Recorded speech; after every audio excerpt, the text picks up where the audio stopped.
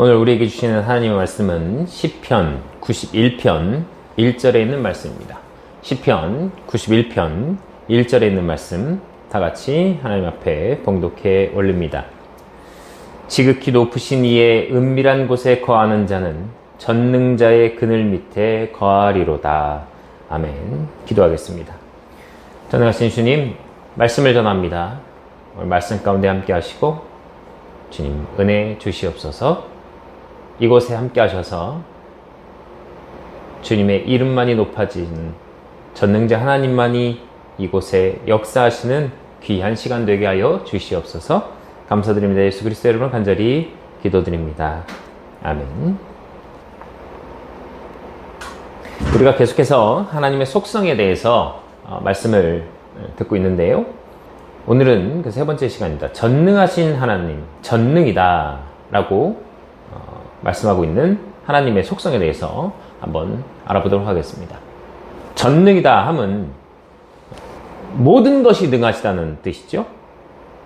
그러니까 전능하신 하나님, 전능자 하나님이라고 할 때 그 하나님께서는 못하실 일이 없으시다는 것입니다. 다시 말해 하나님의 그 능력에 있어서 한계가 없다는 뜻입니다. 그러니까 전능하신 하나님 안에서는 모든 것이 가능합니다. 그러니까 하나님께서는 전능하시기 때문에 병든 자를 치유하시기도 하시고 죽은 자도 살리시기도 하시고 그리고 무엇보다도 이 모든 만물을 창조하셨던 분이시다는 것입니다. 그것이 전능해야 가능한 것이죠. 전능하지 않으시면 하실 수 없는 것입니다. 인간이 아무리 능력이 있고 아무리 힘이 있다 하더라도 우리 전능하신 하나님 앞에 그 능력에 비하면 아무것도 할 수 없는 것이죠.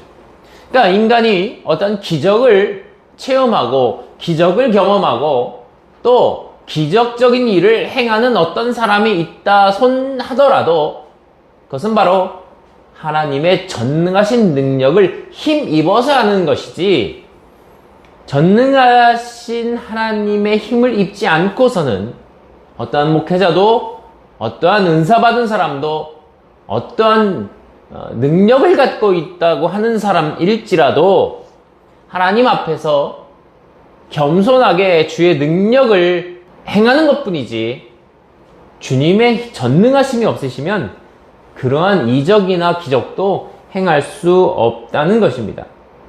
즉 전능자 하나님, 모든 것에 능하신 하나님, 그 하나님께서 모든 것을 창조하시고 모든 일을 행하시고 모든 것을 주관하신다 라고 말할 수 있다는 것입니다. 그래서 성경에서도 전능자 하나님에 대한 이야기들을 많이 하고 있습니다. 하나님이라고 할 때에 전능하신 하나님이라고 하면서 하나님을 이렇게 표현하는 거예요. 창세기 17장 1절에서도 아브라함에게 나는 전능자 하나님이다. 너는 내 앞에서 걸으며 완전하라. 이렇게 말씀하시기도 하시고 창세기 28장 3절에서도 전능자 하나님께서 내게 복을 주셔서 너를 다산하게 하고 번성하게 하신다. 이렇게 말씀하고 계셔요. 또 창세기 35장 11절에도 하나님께서 그에게 이르시되 나는 전능자 하나님이라 이렇게 말씀하신단 말이에요. 하나님께서 스스로도 나는 전능자 하나님이다 라고 말씀하고 계시다는 거예요. 그러니까 모든 것이 능하시고 모든 일을 하실 수 있기 때문에 우리는 하나님의 능력을 의지해서 하나님을 경배할 수 있는 것이죠. 능력 없는 신을 믿는 것처럼 험한 일이 어디 있겠습니까? 능력 없는 신을 믿는 것처럼 험한 일, 그것이 바로 우상숭배죠. 우상숭배하는 것만큼 허망하고 허무한 것이 없다는 것입니다. 그래서 우리가 하나님을 믿는 것은 하나님께서 전능하시기 때문에 그렇습니다. 전능하시기 때문에 우리를 구원하실 수도 있으신 거예요.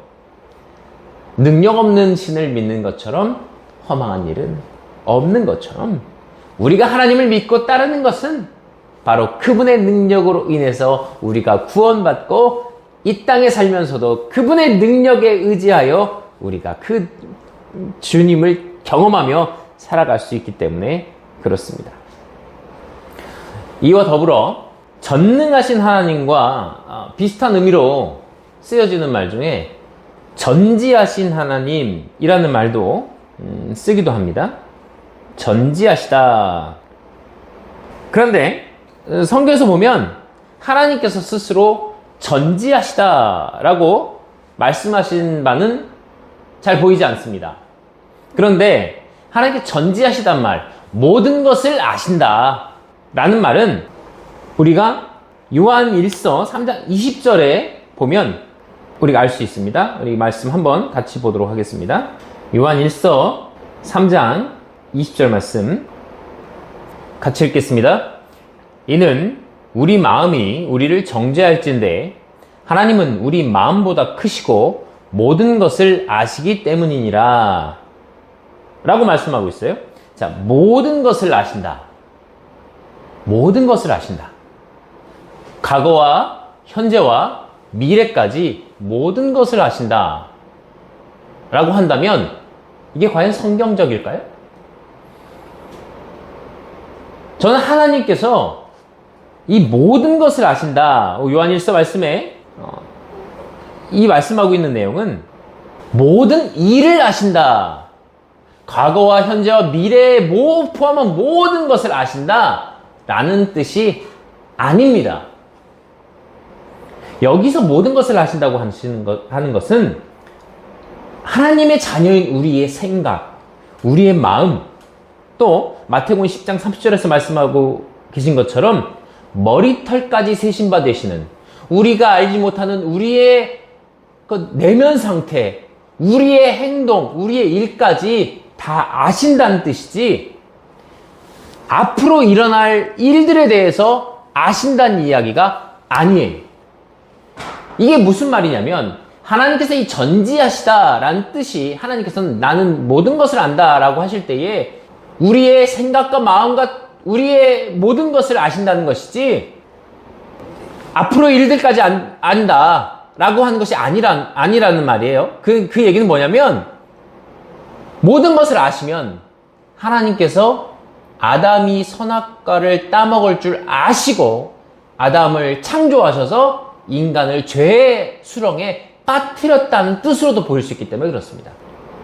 그러니까 하나님께서 사울을 왕으로 세우시고 왕을 세운 걸 후회하시잖아요. 또 하나님께서 인간 만드신 것을 후회하셔서 노아를 통해서 방주를 짓게 하시잖아요. 자, 그러면 하나님께서 그 모든 것을 미리 알고 하셨다는 걸까요? 아니라는 얘기예요. 하나님께서 아신다고 하시는 건 우리가 지금 죄된 생각과 죄된 마음과 교만함과 이런 것들을 아시고 우리가 죄를 행했을 때 그것을 아시고 그것을 심판하시고 은혜 주시는 그 내용들을 아시는 것이고 우리가 하나님을 경배하며 하나님을 찬양하며 하나님께 영광 돌리는 그것을 아시고 우리의 일과 우리의 생각과 그런 것들을 아시고 앞으로 벌어진 일들에 대해서 좋은 방향으로 이끌어 주시고 그런 것들을 아신다는 것이지 내가 지금 10분 뒤에 죄를 지을지 20분 뒤에 죄를 지을지 그것은 모르신다는 거예요. 모르신다는 거예요. 왜요? 그분께서는 죄를 지으실 수도 없고 죄를 아실 수도 없으신 분이기 때문이에요. 그러면 하나님께서 오히려 죄에 대해서는 무능하시고 죄에 대해서는 무지하신 분이다. 이렇게도 설명할 수 있는 거예요.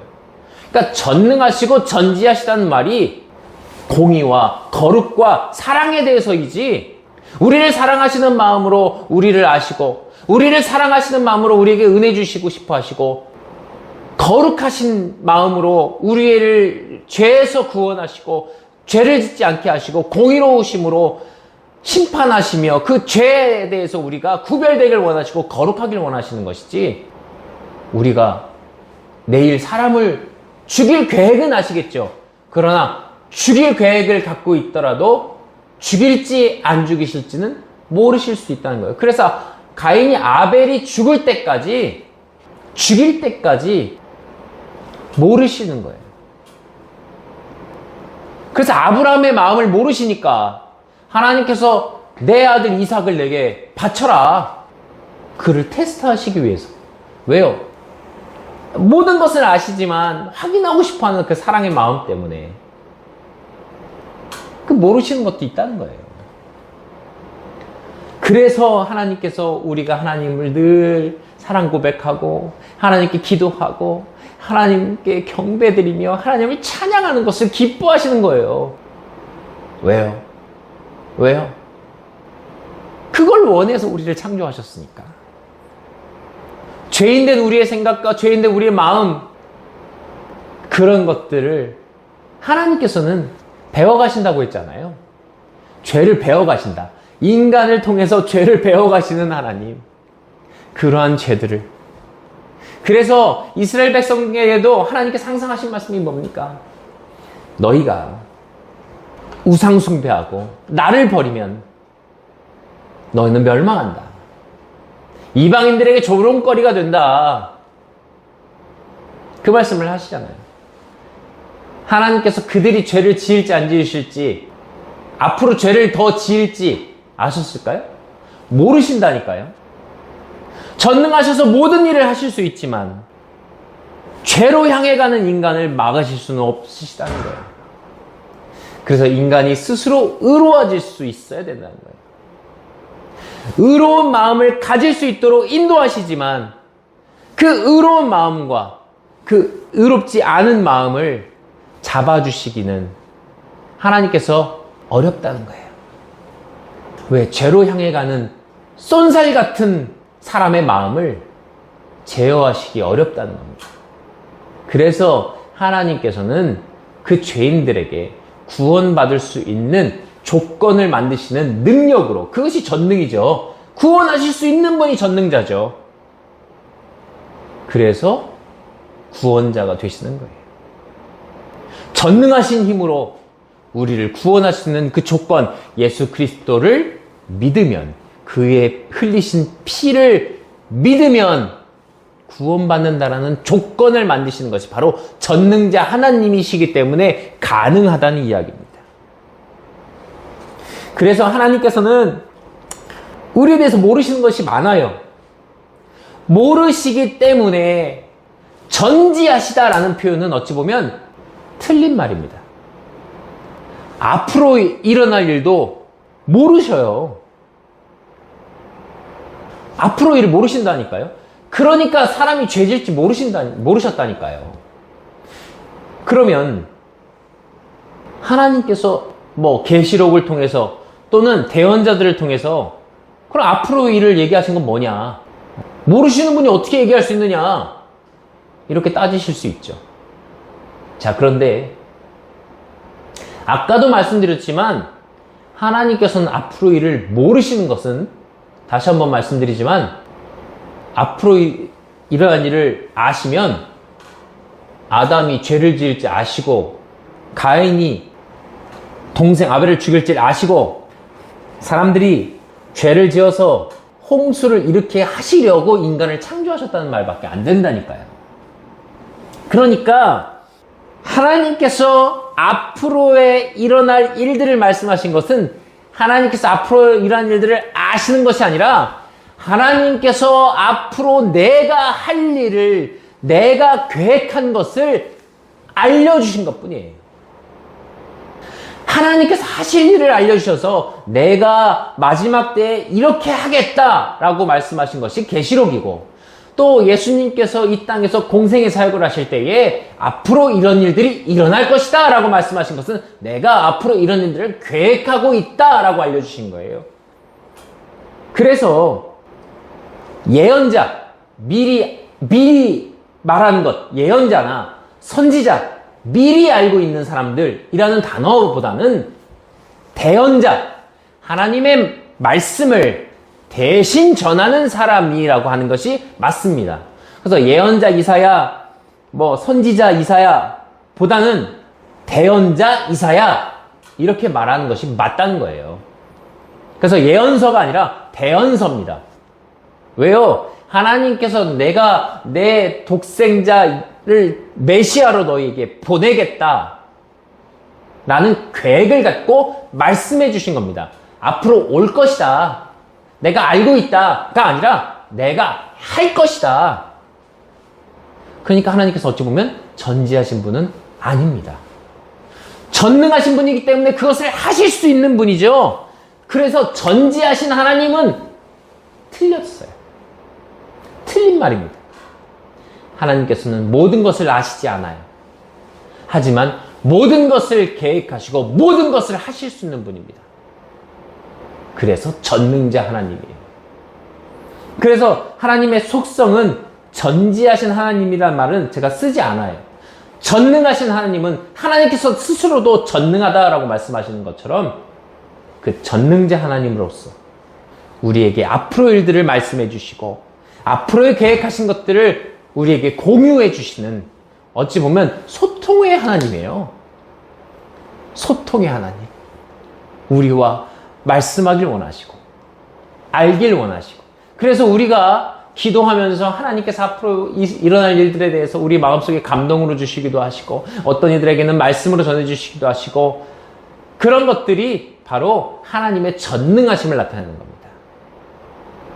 그래서 마지막 때에는 마귀도 무적에게 빠뜨릴 수 있는 능력이 되시는 분. 그래서 지금도 우리의 삶에서 사단 마귀와 영적 전쟁에서 늘 승리할 수 있도록 이끌어 주시는 분. 그것이 바로 전능자 하나님이다. 그 말씀이에요.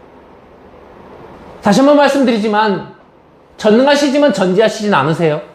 그 전지하시다는 것은 모든 것을 아신다는 뜻인데 그 모든 것을 아신다는 것은 우리의 마음과 생각과 우리가 계획한 바를 알고 계신 것이지 그리고 하나님의 계획과 하나님의 뜻과 하나님께서 예수 그리스도께 다시 오실 그것 종말의 시기까지도 알고 계신 것이지 그것을 계획하고 계신 것이지 우리가 하나님 앞에 앞으로 죄를 지을지 하나님을 떠날지 하나님을 배신할지 그것은 모르신다는 거예요.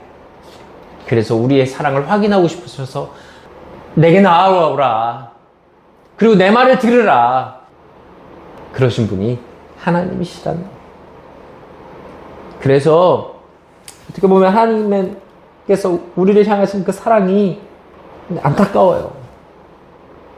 이 죄인된 우리를 위해서 끝까지 붙잡으시려고 우리가 어디를 튈지 모르기 때문에 하지만 거룩하셔서 우리가 죄를 지면 심판하실 수밖에 없으시기 때문에 그 죄의 대가를 우리가 치러야 되는 것을 아시기 때문에 죄 짓지 마라.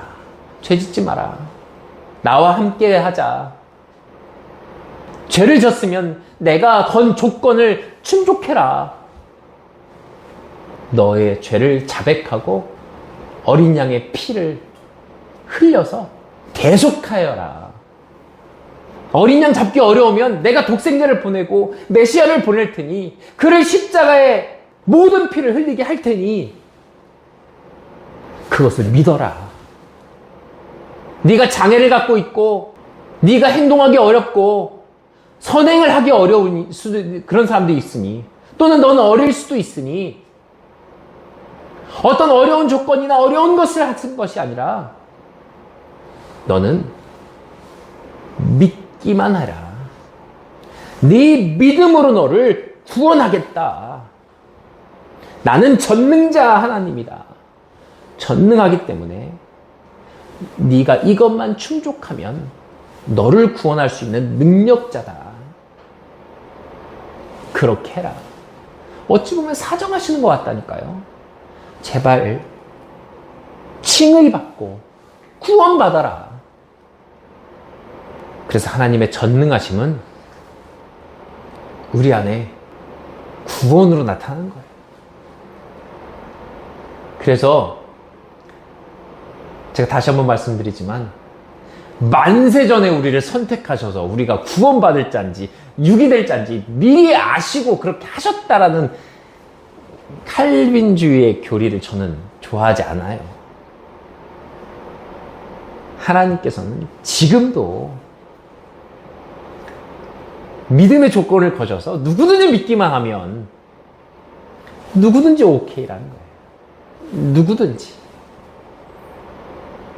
그분의 전능하심이 우리 안에 역사하심으로, 우리 안에 은혜로, 지금도 살아서 역사하시는 분으로, 넘치는 사랑으로 우리에게 구원자로, 전능자로 지금도 나타내고 계십니다. 기도하겠습니다.